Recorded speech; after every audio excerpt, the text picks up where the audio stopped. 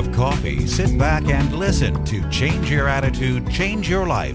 Change Your Attitude, Change Your Life features stories to inspire and motivate you. Live your best life now. Listen, learn, think, and decide. Change your attitude, change your life. Visit cyacyl.com.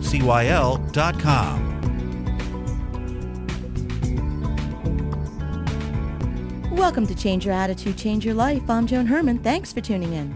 Americans are overweight and they're getting heavier and heavier. Weight-related illness is on the rise and most of us are losing the battle of the bulge. Today's guest, Dr. Mark Liponis, is a leading expert in preventive and integrative medicine and is the author of the new book, The Hunter-Farmer Diet Solution.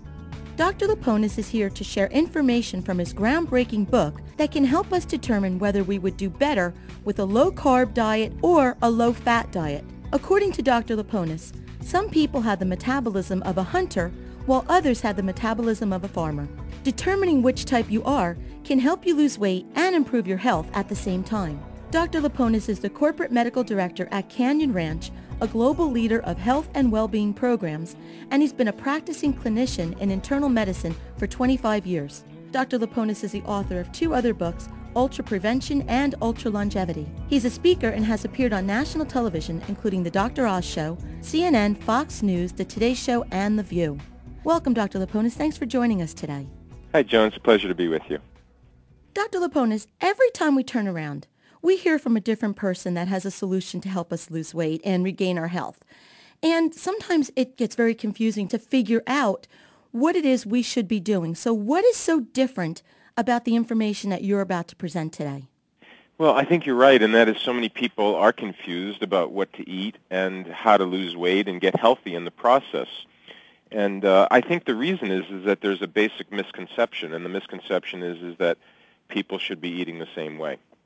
And I think that's a mistake because people are really different and they need different strategies. And what the research shows is that people really have different results on different dietary strategies. And the best results come when you pick the right strategy for the right person. And, you know, we're getting better at learning how to do that. And that is to figure out if someone should be restricting just one type of food or just general food in general.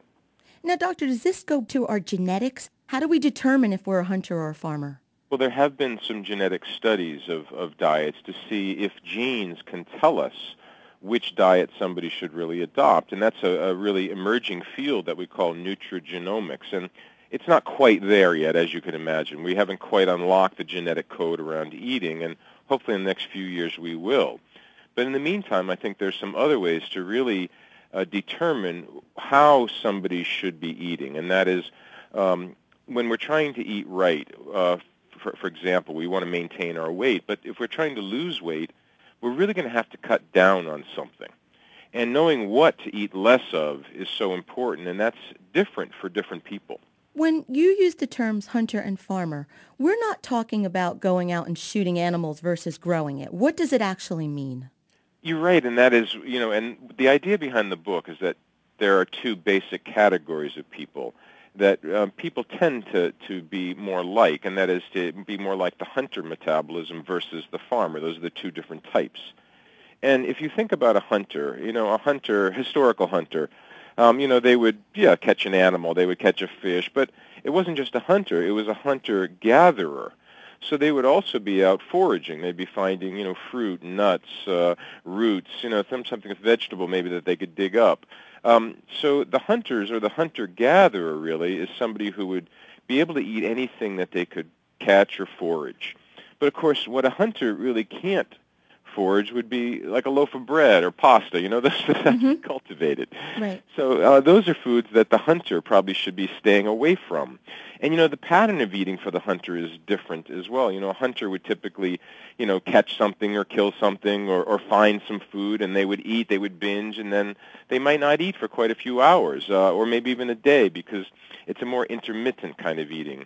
Whereas the farmer grows crops, and they have food on hand, and they get hungry more often. They need, I'd say, more of a grazing kind of strategy for eating. So is that why if sometimes you think you're doing everything right and you think you're eating the right foods and you're eating those 4, 5, 6 small meals throughout the day, and yet you're not losing weight and gaining.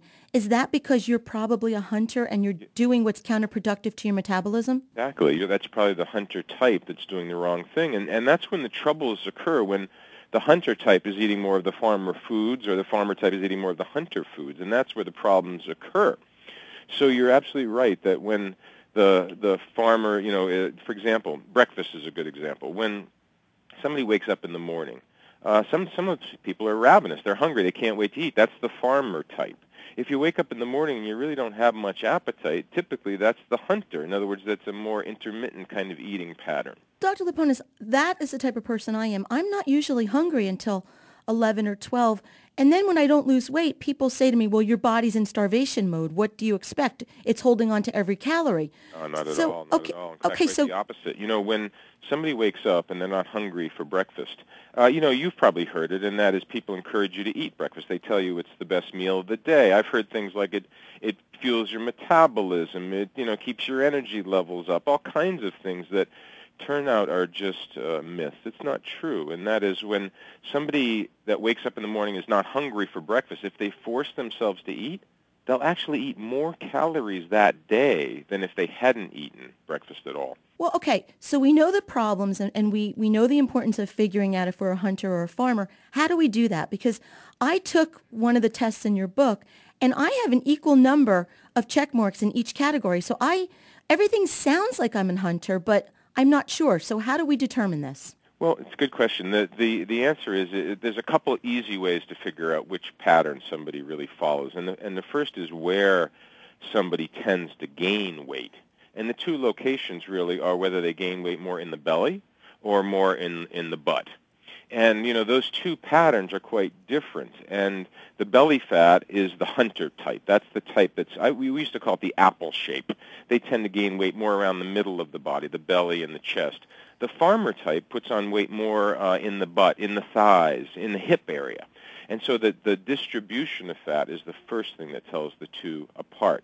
Well, Doctor, can I interrupt for a moment? Yeah, please. I'm thinking back to how I used to be when I was younger. When I was younger, the weight would go more to the butt and the thigh.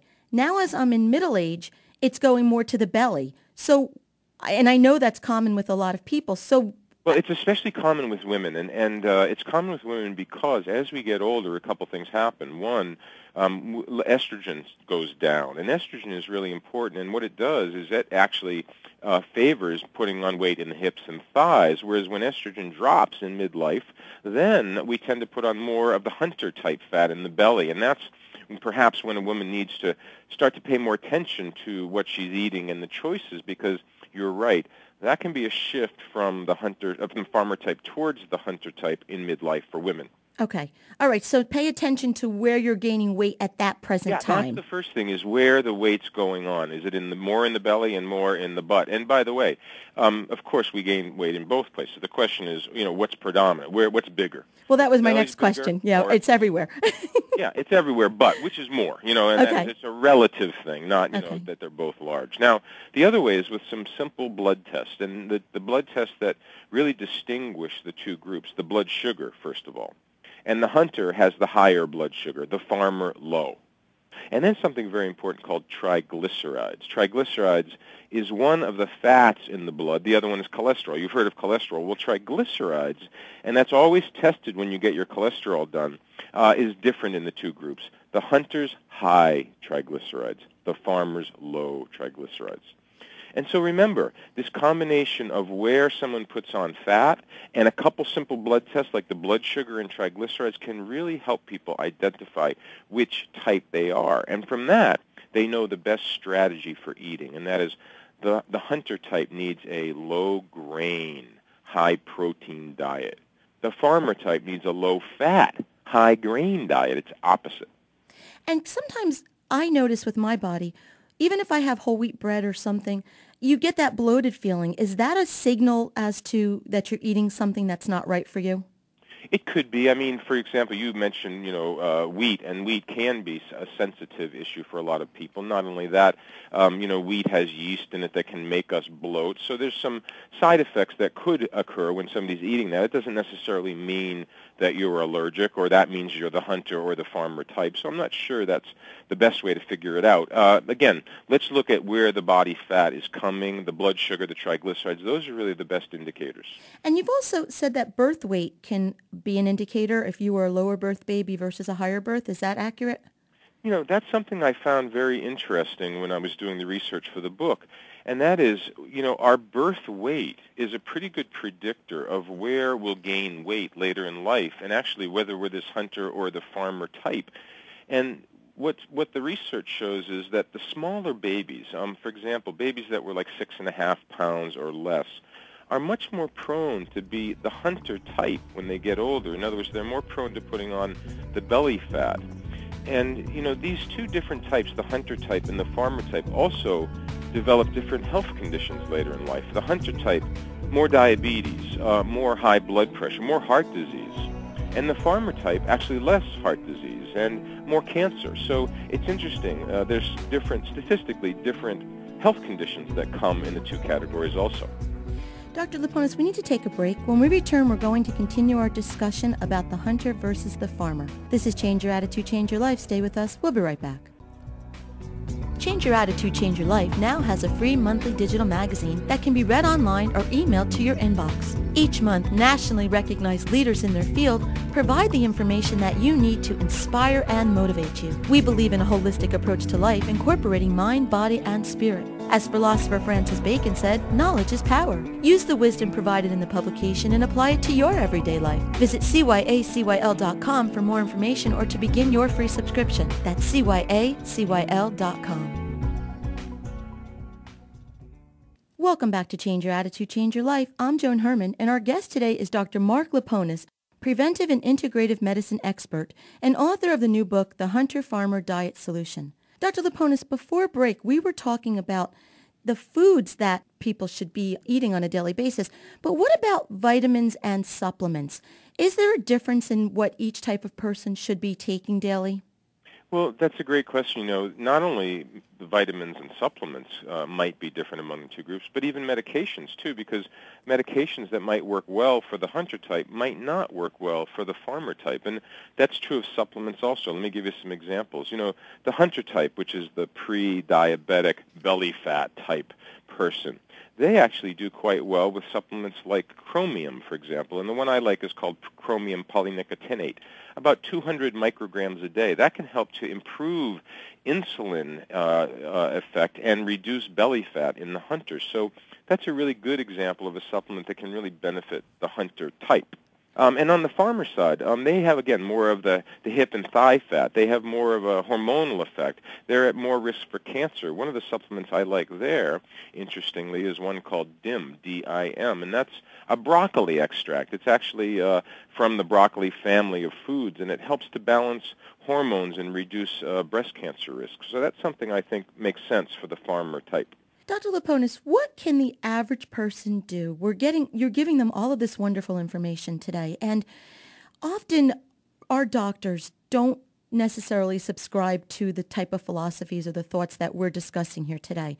So if a patient realizes that he or she is a farmer or a hunter, and like you said, that certain medications may not interact well with their body type, how can they get a doctor to listen to them when they have this knowledge, but the doctor doesn't believe in it? Well, sure. You know, I hear that all the time, and you know, one thing that we do believe in is results, and that is when we see hard, you know, black and white results on your lab slip, we know something's working. So, for example, if somebody is the hunter type and they begin on the hunter diet and they're successful, they're eating better, they're losing weight, they're reaching their goals, and then their blood shows a dramatic improvement, you're going to get your doctor's attention. They're going to say, "What have you been doing?" And you're going to say, "Well, I've been eating this new way, this new diet." And the doctor says, "Well, it's working great. What are you doing?" And then you might explain, "Oh, I'm doing the hunter diet." Well, that at first, you know, the doctor might say, "Wow, that might not be good." But listen, look at the results of your blood. They look so much better, and then you know you're doing the right thing. So I really believe in the blood results, and when somebody's eating right for their type, they will have an improvement in their blood. So the hunter will see better blood sugar, better cholesterol, lower triglycerides, and the farmer, of course, will see improved results as well. And these blood studies that you're talking about, these are just basic CBC panel tests. There's nothing special that needs to be ordered. Routine. Yeah, no, those are very routine. I'd say most people that have had their, blood drawn will have had their blood sugar, their triglycerides, and cholesterol. Very simple tests, very routine, yes. And one other thing I'd like to point out regarding cholesterol, we're always so concerned about the LDL, but when you have a low HDL, isn't that just as dangerous as having a high LDL? Sure, and in many ways the low HDL is more dangerous than a high LDL, and that's the difference between the hunters and the farmers. The hunters have low HDL. They don't have enough of the good cholesterol. And actually, the way that they improve their good cholesterol is by reducing their grain intake in the diet. Now, the farmers have a very high HDL. They have a lot of the good cholesterol, but they also have a high LDL, the bad cholesterol. And it goes up when the farmer eats fat. So the key for the farmer is to reduce their fat intake. And, of course, this is all laid out in the book, The Hunter-Farmer Diet Solution. And there's also some information on the website, hunterfarmerdiet.com. Dr. Liponis, in addition to the Hunter-Farmer Diet Solution, you've written about Ultraprevention and UltraLongevity, and you've provided tips and steps, actually 7 steps, to help us live a longer, healthier life. I'd like to talk about some of those in our remaining moments if we can. Let's, yeah. So what are these 7 steps? What do you recommend that we incorporate into our life to live a longer, healthier life? Well, what the science is showing is that one of the most important things to live a longer, healthier life is to get control of our immune system. It's actually responsible for most of the human deaths, one way or the other.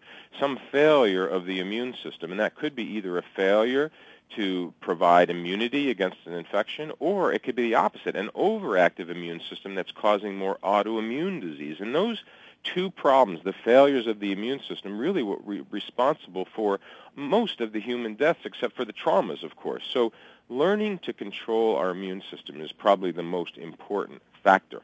And we can do that by learning to eat better, learning to sleep, getting some regular exercise. Of course, getting a little bit of stress reduction, learning to breathe better. And there are 7 steps toward improving the health of your immune system. And those are all in my second book, UltraLongevity.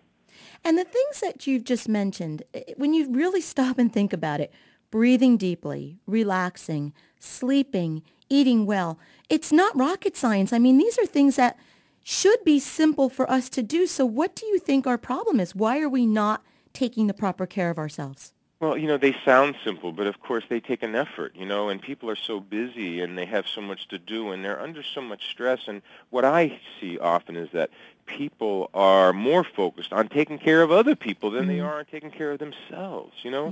It's sort of like, on the airplane, and that is when the oxygen masks drop down, put your own mask on first before you help other people. And I think it's true with health, too. And that is, look, let's make ourselves healthy. Then we can go out and help the other people. Well, and we're going to end the interview on a really positive note, because you say that eating ice cream is acceptable. Why is that? And this is going to be the soundbite of the interview, I'm sure. Right, well, of all the desserts you could choose, ice cream might be the healthiest because it has a blend of carbohydrate, protein, and fat. And that's, probably healthier than one that just has one. So ice cream is a good choice, and in some ways better than, let's say, like a sorbet, which is just sugar. Dr. Liponis, once again, where can our listeners go to get more information about you and your work? Well, you can come to the website, which is hunterfarmerdiet.com, and you can also go to the Canyon Ranch website at canyonranch.com. And while we do have a few moments, tell us a little bit about the Canyon Ranch. Well, Canyon Ranch, the home office is in Tucson, Arizona, but I'm here in Lenox, Massachusetts. We're also in Miami Beach. We're in Las Vegas and on 7 ships around the oceans of the world. But it's the world's best health resort and retreat. People come for 5 or 6 days. They eat right. They get exercise. They get some body work, a massage, some acupuncture, and they go home feeling and looking great. And it's just a fantastic place to work. And as always, if you would like more information about Dr. Liponis, you can visit our website, which is cyacyl.com. That stands for Change Your Attitude, Change Your Life. While on our site, listen to past shows as podcasts, read the digital magazine, Sign up for our mailing list, take part in the book club, and be sure to follow the show on Facebook and Twitter. And listeners, if you're in the Wayne, New Jersey area on Saturday, June 23rd, I'll be speaking with the renowned Dr. Bernie Siegel at the Power of Positive Medicine Wellness Gala event. It'll be held at William Patterson University in Wayne, New Jersey. For more information, you can visit our website, cyacyl.com or wellnessgala.com. Dr. Liponis, if our listeners walk away with one thing from this interview, what would you like it to be? Most important thing is that, look, no single diet is right for all people. You need to figure out what's right for you. And you start by learning your hunter-farmer type. The book is The Hunter-Farmer Diet Solution by Dr. Mark Liponis. Dr. Liponis, thank you so much for spending time with us today. I think I figured out that I'm a hunter. And we'd love to have you come back anytime. I'd love to, of course. Thanks very much. This is Change Your Attitude, Change Your Life. I'm Joan Herman. Thanks for tuning in.